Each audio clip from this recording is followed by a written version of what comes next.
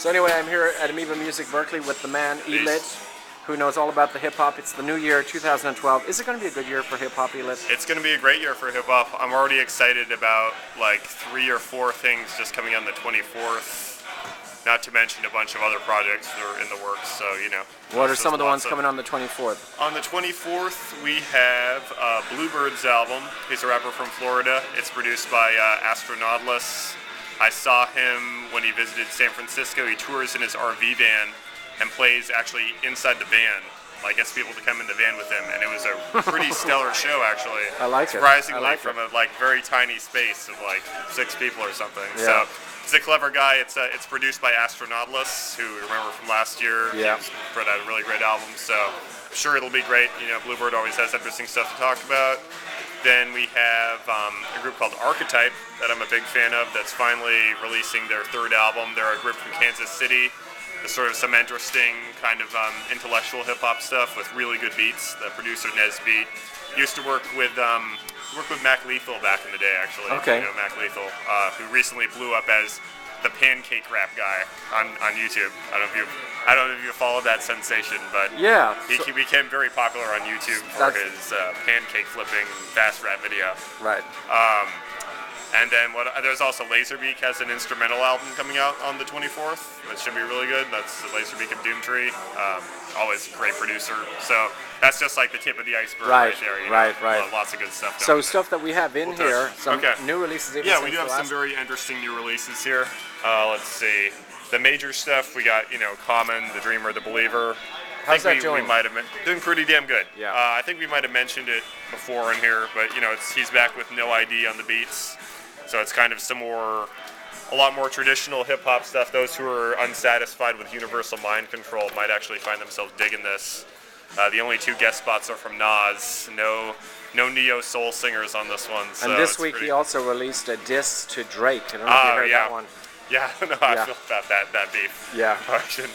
And also, of course, The Roots Undone. Yes. Probably didn't Great discuss album. that. Yeah, I like that they're highlighting a lot of cool rappers who don't have any physical products. That like Big Crit is on a couple tracks on here, and Dice Raw, who always worked with the Roots. But yeah, definitely nice conceptual album.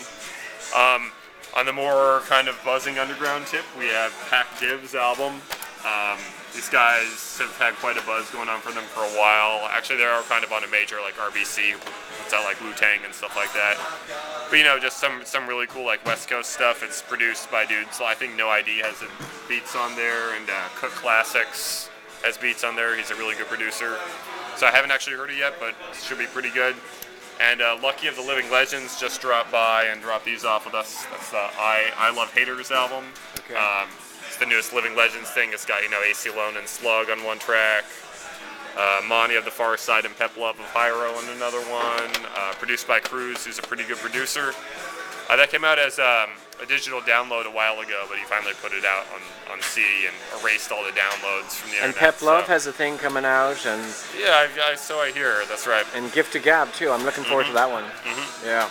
Yep, and on the West Coast tip, we also got Mr. Fab's new album. Oh, okay. I don't know if you've checked this. No, I haven't actually. I found my backpack too. It's interesting what he's doing here because he's kind of like trying to move away from his thuggish roots. Straddling he's wearing the Hyro hoodie there, and he's got Talib Kweli on here, and Royce the 5'9", and all the kind of like big underground names on there. So it'll be interesting to see how that does. Because I know a lot of people are kind of soured on him as a rapper. That's true. Yeah. That's true. I'm not, I won't side on either side of the equation since I haven't really heard it yet, but that's cool, So what's this Snoop and Snoop who got arrested this week for weed? Big surprise, right? Yeah. Well, Snoop's a really cool guy though. Snoop and Wiz Khalifa decided to drop an album together. I suppose Mac and Devin go to high school. It's got like Currency and Bruno Mars on there, surprisingly. I haven't actually listened to it, but it's bound to have a lot of weed smoking on it. Because you know what?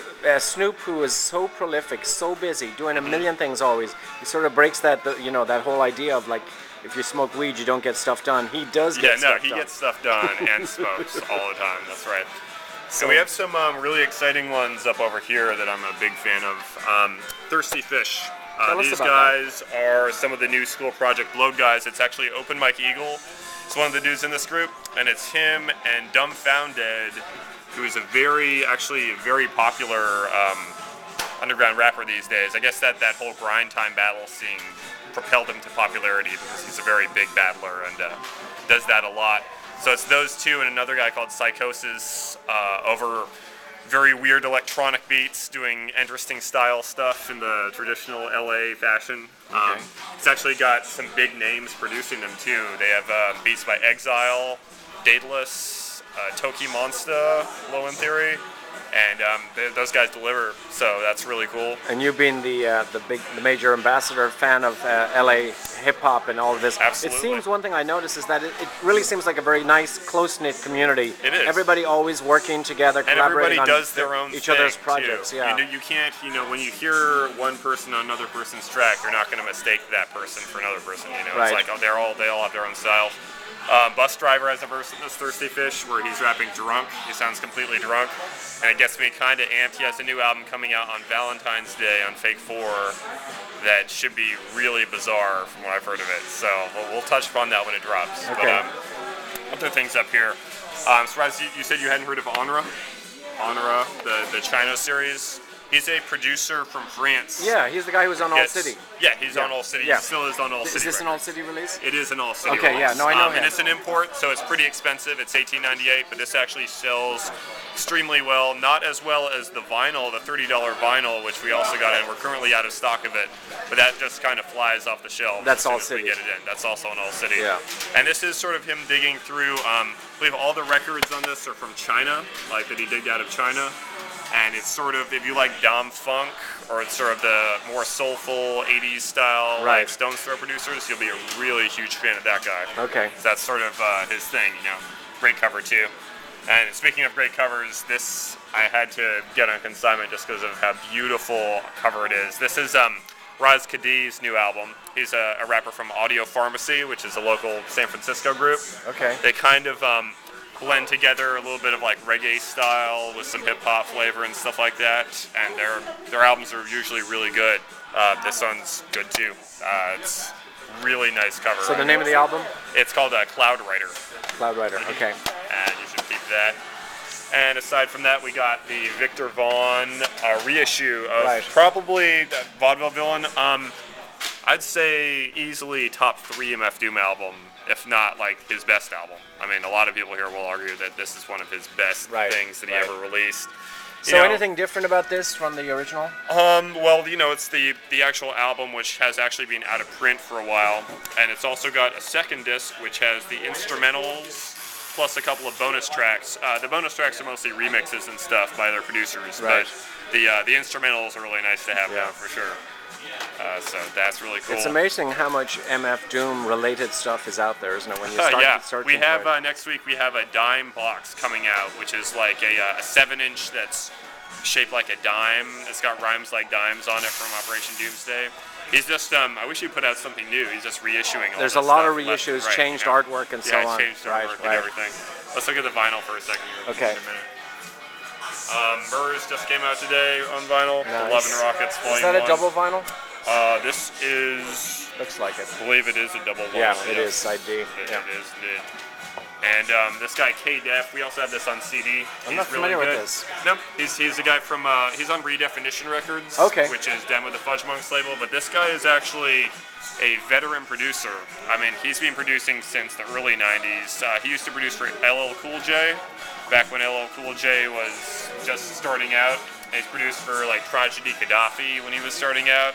But he has really good mellow keyboard beats, and this has a really nice nocturnal nighttime vibe to it. I guess he made all these beats in the range of 1 a.m. to 5 a.m. in the morning, and they're all sound really like they were made in the middle of the night, Right. which is cool. What else do we got? So as far as the mainstream stuff goes, we got Drake's Take Care on vinyl, which is going really good, and Childish Gambino's Camp also So dropped on vinyl. more and more vinyl coming out More these and more days. vinyl right? being issued these Radioactive on days, vinyl, for too. sure. These guys are interesting. 1,000 Names. This is something I don't stock a lot of these because it's pretty expensive import vinyl. How much is it? It's $24.98. Right. It's called Invisible Architect. Is the name of the album, and they are on a label called Project Moon Circle out of Europe, which sort of specializes in appealing to beat snobs, basically. Like, it's all really interesting instrumental hip-hop stuff. So if you're, a beat digger and you need, like, really ill beats, you should check out things from that label. Like, and is that on CD as well, or just vinyl? No, just vinyl. Wow. For that. Interesting. Most of their stuff just comes out on vinyl. Okay. That's right. Fulgence is actually a similar story. This isn't on Project Moon Circle, but it's on another really good European label called Melting Pot Music that puts out a lot of interesting instrumental stuff, sort of soulful instrumentals. This guy's a producer from France. Surprisingly, when we got into CD for this one, it was a little more expensive than the vinyl, even because it's an import. But we sold both. That is of them. interesting, yeah. And that's cool. Guess that's about it. We got Haslow's remix thing down here too. This guy's part of the Odyssey's Mellow Music Group, and it's got like Kev Brown and J Zone. Odyssey producing it. Exile did a remix on there, I think, too. And like you say, 2012 is going to be a hell of a year for hip-hop. It's going to be a hell of a year. Next week, we are getting in the Blue in Exile Below the Heavens on LP. Nice. It's going to be a very high-demand title, so be on the lookout for it. Okay. First come, first serve. That's all I'm going to say about that one. All right. Thank you so much, ELit at Okay. Amoeba Music Berkeley. Peace.